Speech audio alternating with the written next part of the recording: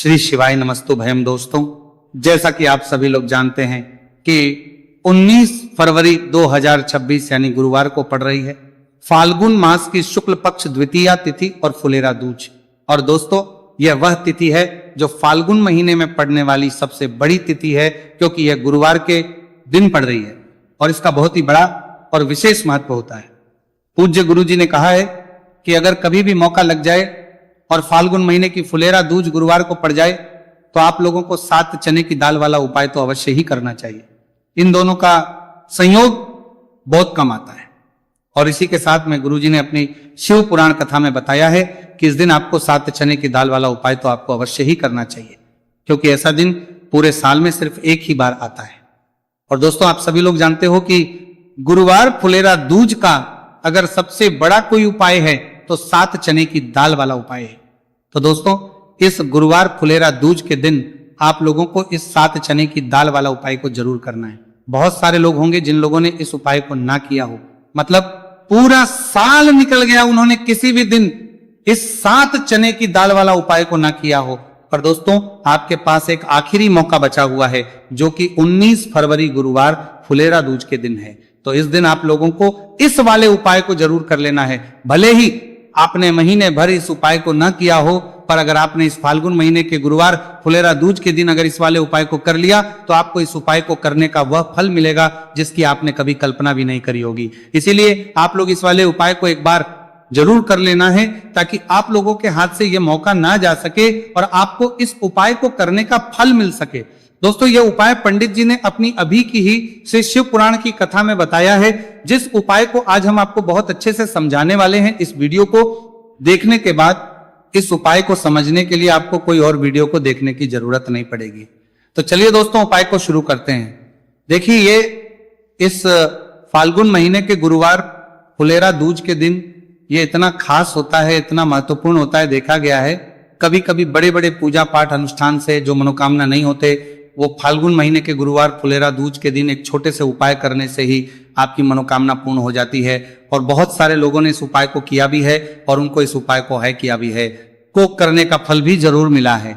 अगर आप लोग भी इस उपाय को करना चाहते हैं तो आप इस उपाय को पहले अच्छे से समझ लेना, सुन लेना, उसके बाद करना। आपको इस उपाय का फल जरूर मिलेगा। और इस उपाय को कर लेने से आपके घर में चाहे किसी भी प्रकार और समस्या क्यों ना चल रही हो, आपको उसका कारण भी नहीं पता है कि भाई ये समस्या किस कारण से चल रही है, उसका कुछ भी कारण हो सकता है, जैसे पितृदोष हो सकता है या किसी भी तरह का मंगल दोष भी हो सकता है। तो इस दिन आप लोगों को ये वाला उपाय कर लेना है। ये एक ऐसा उपाय है जिस उपाय को अगर किसी विशेष दिन पर किया जाए तो भाई उस विशेष दिन का जो है वह तो हमें मिलता ही मिलता है, पर हमने उस दिन पर इस उपाय को है तो हमें उससे भी बड़ा फल मिलता है, और फल बहुत जल्दी मिलता है, क्योंकि आप इस उपाय को बहुत ही बड़े और विशेष दिन पर कर रहे हो। तो चलिए अब उपाय के बारे में बात करते हैं, लेकिन उससे पहले आप लोगों को यह जानना आवश्यक है कि आखिर यह उपाय किस समय करना है, किसको करना है और कैसे करना है।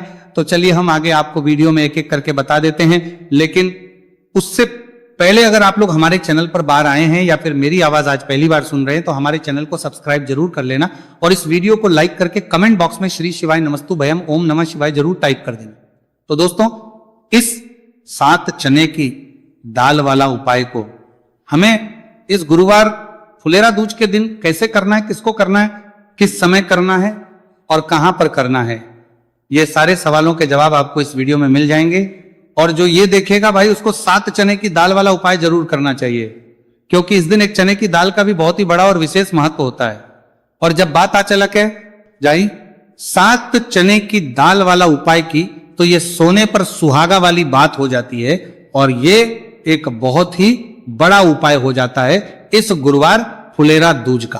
तो अब दोस्तों, इस 7 चने की दाल वाला उपाय को आखिर करना किसको है, सबसे पहले हम लोग वो बात जान लेते हैं। तो देखो, घर की जो बड़ी माता होती है उन माताओं बहनों में से कोई भी एक बड़ी माता बहन इस वाले उपाय को कर सकती है।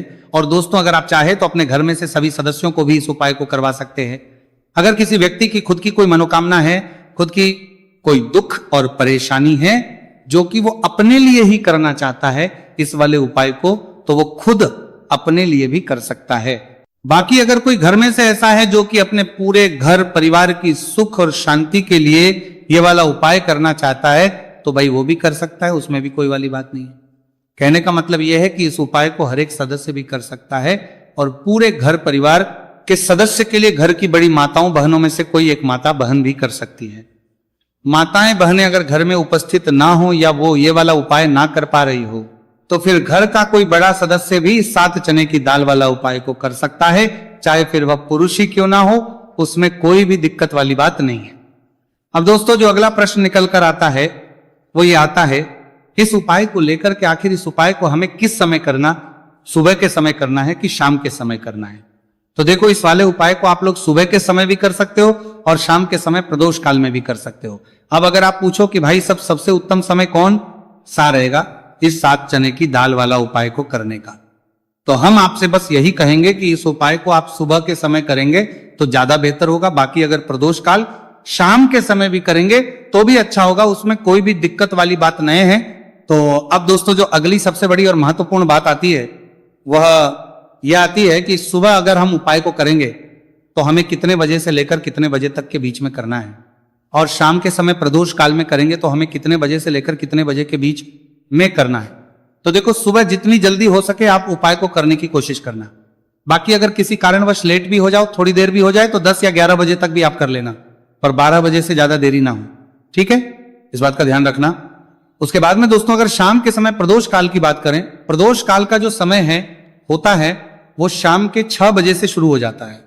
मतलब शाम के 6 बजे से लेकर 7 बजे के बीच का जो समय होता है ये समय प्रदोष काल का समय होता है। तो आप इस उपाय को 7 या 8 बजे के बीच में भी कर सकते हो। मतलब शाम के 6 बजे से 8 बजे के बीच में आप कभी भी इस वाले उपाय को कर सकते हो, उसमें कोई भी दिक्कत वाली बात नहीं है। देखिए गुरु बृहस्पति को मजबूत करने से हमें हमारे जीवन में सफलता की प्राप्ति होती है। यदि हमारा किसी भी प्रकार का कार्य अटक रहा है, परिपूर्ण ही नहीं हो पा रहा है, तो हमें अपने गुरु ग्रह को मजबूत करना बहुत अधिक आवश्यक होता है। देखिए जब भी आपको ऐसा लगने लगे कि आपका जो जीवन है बहुत ही ज्यादा दुर्भाग्य के साथ बीत है, आपके कोई भी कार्य सिद्ध नहीं हो पा रहे हैं, तो जीवन में दुर्भाग्य को सौभाग्य में बदलने के लिए आपको यह चमत्कारिक उपाय करने चाहिए। तो गुरुवार की जो ये फुलेरा दूज है आपके जीवन से सारे दुर्भाग्य को दूर करने वाली है। देखिए यदि आपका गुरु ग्रह मजबूत नहीं है, गुरु ग्रह से जुड़ी किसी भी प्रकार की समस्या है, तब भी आपको यह उपाय करना चाहिए। आपके विवाह से जुड़ी किसी भी प्रकार की परेशानी है, बुद्धि ज्ञान और विवेक से जुड़ी किसी भी प्रकार की समस्या है, साथ ही साथ जीवन में सौभाग्य की प्राप्ति करना हो, जीवन से दुर्भाग्य को दूर करना हो और जीवन में यदि सफलता की प्राप्ति करना हो, तो आपको यह चमत्कारिक उपाय जरूर करने हैं। देखिए आज के इस पूरे वीडियो में हम आपको 3 महा उपाय बताने वाले हैं और ये तीनों ही उपाय आपके जीवन की सारी समस्याओं को समाप्त करने वाले हैं। तो चलिए दोस्तों जान लेते हैं विशेष उपाय के बारे में। देखिए इस उपाय को करने के लिए आपको मात्र 7 चने की दाल लेनी होगी, यानी कि आपको 7 चने की दाल लेनी होगी। देखिए चने की दाल जब भी आप लेंगे तो ये कहीं से भी टूटी हुई भी खंडित नहीं होनी चाहिए, इस बात का आपको विशेषकर ध्यान रखना है। इसी के साथ में आपको एक तांबे के पात्र के अंदर शुद्ध जल लेना होगा और इसी के साथ में आपको एक स्टील की कटोरी लेनी होगी जिसमें आपको शुद्ध जल लेना है। इसी कटोरी के अंदर आपको 1 से 2 गुड़ के टुकड़े भी डाल देने हैं, यानी कि आपको गुड़ वाला जल तैयार कर लेना है। अब इन तीनों ही सामग्रियों को लेकर के आपको पहुंचना है भगवान शिव के मंदिर में। देखिए दोस्तों ये जो उपाय है आप इस गुरुवार फुलेरा दूज के दिन सुबह से लेकर के शाम तक किसी भी समय में कर सकते हैं। देखिए दोस्तों सबसे पहले तो आपके पास जो 7 चने की दाल है, इसे आपको जो आपने गुड़ वाला जल तैयार किया है उसमें आपको डालनी है। आप 7 चने की दाल भी ले सकते हैं, 11 चने की दाल भी ले सकते हैं, 21 भी ले सकते हैं, और यदि आप 41 चने की दाल लेते हैं तो बहुत ही शुभ होता है। तो आपके पास जितनी भी चने की दाल है सबसे पहले तो आपको उसे गुड़ वाले जल के अंदर डाल देनी है। अब देखिए दोस्तों आपके पास जो 1 लोटा शुद्ध जल है, इसमें से थोड़ा सा जल सबसे पहले आपको भगवान शिव की शिवलिंग के सीधे तरफ जहां गणेश जी का स्थान होता है वहां पर आपको अर्पित करना है। फिर थोड़ा सा जल श्री कार्तिकेय जी वाले स्थान पर अर्पित करना है। फिर आपको थोड़ा सा जल माता अशोक सुंदरी वाले स्थान पर अर्पित करना है। फिर आपको थोड़ा सा जल माता पार्वती के हस्तकमल यानी कि कटी वाले भाग पर अर्पित करना है। और अंत में आपको थोड़ा सा जल भगवान शिव के शिवलिंग पर भी अर्पित कर देना है। और उस पात्र के अंदर आपको थोड़ा सा जल और शेष बचा लेना है, यानी कि 5 ही स्थान पर थोड़ा थोड़ा जल अर्पित करने के बाद अंत में शेष जल और उस पात्र के अंदर आपको बचा लेना है। अब आपको बृहस्पति ईश्वर महादेव का स्मरण करना है और आपके पास जो चने की दाल है इसे आपको अपने सीधे हाथ में रखनी है। देखिए गुरु का दिन है, इसीलिए आपको ओम नमो भगवते वासुदेवाय इस मंत्र का जाप भी करना है अब देखिए दोस्तों, आपके पास जितने भी चने की दाल है, चाहे 7 है, 11 है, 41 है, उतनी बार आपको बृहस्पतिश्वर महादेव का स्मरण है। और ये जो चने की दाल है, इसे आपको भगवान शिव के शिवलिंग पर अर्पित कर देनी है। आपको लगातार बृहस्पतिश्वर महादेव का स्मरण करते रहना है। अब देखिए, अंत में जो आपने उस पात्र के अंदर शेष जल बचाया था, इसे आपको भगवान शिव के शिवलिंग पर ही धीरे धीरे अर्पित कर देना होगा। श्री शिवाय नमस्तु भयम इस मंत्र का जाप करते हुए यह उपाय करने मात्र से आपका जो भाग्य है वह स्वर्ण के समान चमकने लगता है। आपके से जो भी दुर्भाग्य है वो दूर होता है। तो इस प्रकार से आपको यह उपाय कर लेना है। यह उपाय आप सुबह से लेकर के शाम तक किसी भी समय में कर सकते हैं। अब दोस्तों, हम जान लेते हैं गुरु जी द्वारा बताए गए दूसरे उपाय के बारे में। देखिए, इस उपाय को करने के लिए आपको सबसे पहले तो मात्र थोड़ा सा शुद्ध घी लेना होगा। देखिए, आपको मात्र आधा चम्मच ही शुद्ध घी लेना है और इसी के साथ में आपको एक तांबे के पात्र के अंदर आपने ही घर से शुद्ध जल लेना होगा। और इन सभी सामग्रियों को लेकर के आपको भगवान शिव के मंदिर में पहुंच जाना है।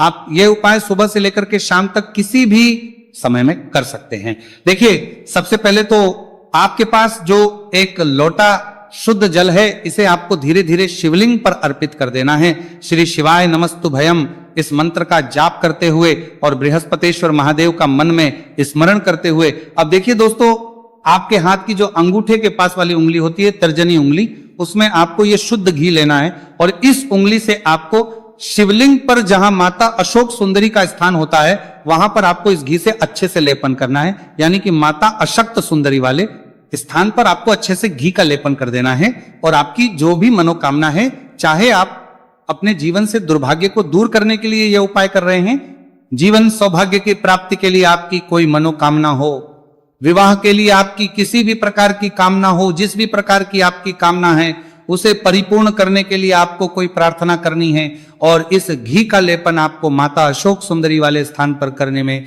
जीवन देना है। अब दोस्तों, इस घी वाली उंगली को आपको कहीं भी साफ नहीं करना है, कहीं भी नहीं पहुंचना है। सीधे आपको अपने घर लेकर के आना है और इस घी की जो पहली बिंदी, इसे आपको अपने मुख्य द्वार पर लगा देनी है। और इस घी की बिंदी आप अपने घर में जहां भी आप पोरिया है, धन रखते हैं, वहां पर भी लगा सकते हैं। आपके घर में जहां कहीं भी रसोई घर है, वहां पर भी आप इस घी की बिंदी को लगा सकते हैं। तो 3 जगह आप इस घी की बिंदी को लगा सकते हैं। आपके घर में कभी भी अन्न और धन की कमी नहीं होगी और आपके घर में जो भी क्लेश होगा वह भी समाप्त हो जाएगा। तो इस प्रकार से आपको दुर्भाग्य को दूर के लिए दूसरा उपाय करना है। तो चलिए दोस्तों, अब हम जान लेते हैं तीसरे विशेष और अंतिम उपाय के बारे में। देखिए, यह उपाय भी बहुत ही खास है। विशेषकर आपके भाग्य को उदय करने के लिए यह उपाय भी बृहस्पतिश्वर महादेव का ही होने वाला है। और विशेषकर आपको यह उपाय भी गुरुवार फुलेरा दूज के दिन ही करना है। देखिए, इस उपाय को करने के लिए आपको सबसे पहले तो एक प्यारी सी और सुंदर सी बेलपत्र लेनी होगी। बेलपत्र लेते समय ध्यान रखें कि यह कहीं से भी कटी फटी खंडित नहीं होनी चाहिए। यदि आपको बेलपत्र नहीं मिल पाती है तो आप शिवलिंग पर चढ़ी हुई बेलपत्र को पुनः शुद्ध जल से धोकर के उसका उपयोग कर सकते हैं। इसी के साथ में आपको एक तांबे के पात्र के अंदर शुद्ध जल लेना होगा और इसी के साथ में आपको आधा चम्मच या फिर उससे भी कम शहद लेना होगा। अब दोस्तों, मात्र ये तीनों ही सामग्रियां लेकर के आपको पहुंचना है भगवान शिव के मंदिर में। मंदिर पहुंच पाने के बाद आप सभी को पता है कि बेलपत्र में 3 पत्तियां होती हैं और बेलपत्र की जो ये तीनों पत्तियां जिस डंडी से जुड़ी हुई होती हैं, उस डंडी पर आपको अपने सीधे हाथ की चींटी उंगली के जो पास वाली उंगली होती है, नामिका उंगली, उससे एक बिंदी लगानी है। यानी कि तीनों पत्तियों को जोड़ने वाली जो डंडी है, केवल उसी पर आपको शहद लगानी है। इसके बाद आपको ये जो बेलपत्र है, इससे महादेव शिवलिंग पर अर्पित कर देनी है। श्री शिवाय नमस्तु भयम इस मंत्र का जाप करते हुए देखिए, बेलपत्र की जो चिकनी साइड है वह शिवलिंग से स्पर्श होगी और इसकी जो डंडी है वह जलाधारी की ओर रहेगी। इस प्रकार से आपको यह बेलपत्री शिवलिंग पर अर्पित करनी है। अब दोस्तों, अंत में जो आपके पास 1 लोटा शुद्ध जल है, इसे आपको धीरे धीरे शिवलिंग पर अर्पित करना है। श्री शिवाय नमस्तु भयम इस मंत्र का लगातार करते हुए देखिए, ये जल आपको एक विशेष प्रकार से समर्पित करना है। यानी कि ये जल आपको 7 बार में समर्पित करना है। यानी कि थोड़ा सा जल आपको समर्पित करना है, फिर आपको थोड़ी देर रुकना है, फिर आपको थोड़ा सा जल समर्पित करना है, फिर आपको थोड़ा रुकना है। इस प्रकार से आपको थोड़ा थोड़ा जल 7 बार में शिवलिंग पर और करना है। इस प्रकार से आपको 1 लोटे जल से ही यह जल समर्पित करना है, लेकिन को थोड़ा थोड़ा जल करके 7 बार में शिवलिंग पर यह जल अर्पित करना है। और आपको लगातार बृहस्पतिश्वर महादेव का स्मरण करते रहना है। देखिए, जैसे ही ये जल शिवलिंग से होकर के जलाधारी की ओर बह करके आएगा तो इस जल को आपको अपने सीधे हाथ में लेना है और इस जल का छिड़काव आपको अपने पूरे शरीर पर कर लेना है।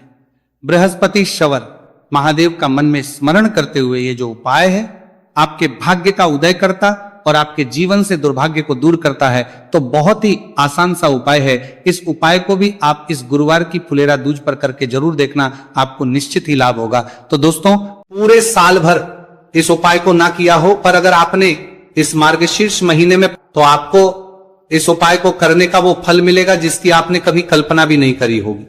इसीलिए इस हल्दी दीपक वाले उपाय को एक बार जरूर कर लेना, ताकि आप लोगों के हाथ से यह मौका ना जा सके और आपको इस उपाय को करने का फल मिल सके। दोस्तों, ये उपाय पंडित जी ने अपनी अभी की ही शिव महापुराण की कथा में बताया है, जो इस उपाय को आज हम आपको बहुत अच्छे से समझाने वाले हैं। इस वीडियो को देखने के बाद इस उपाय को समझने के लिए आपको कोई और वीडियो को देखने की जरूरत नहीं पड़ेगी। तो दोस्तों, इस उपाय को आपको कैसे करना है, कब करना है, कहां पर करना है और उपाय को करते समय आपको किन किन गलतियों को नहीं करना है और आपको किन किन बातों का ध्यान रखना है, ये सारी जानकारी हम आपको इस वीडियो में देंगे। तो चलिए भक्तों, उपायों को शुरू करते।